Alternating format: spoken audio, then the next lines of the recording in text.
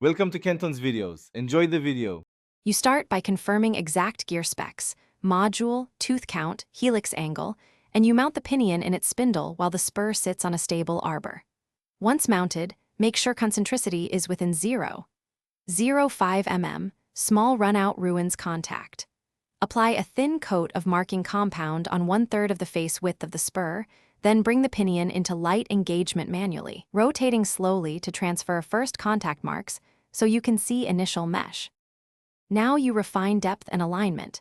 Adjust center distance or translate the pinion axially in 0.01 mm increments to move the contact pattern.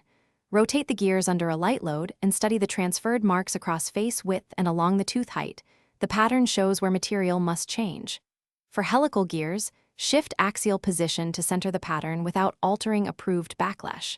Check backlash frequently, set it to the specified clearance, and repeat marking until the contact sits in the... To finish, lock the pinion and spur in their final positions, run several revolutions at low speed under light torque, and recheck both the contact pattern and backlash.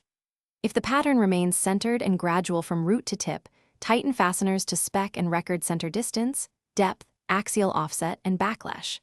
If you see skewed or edge-loaded contact, stop.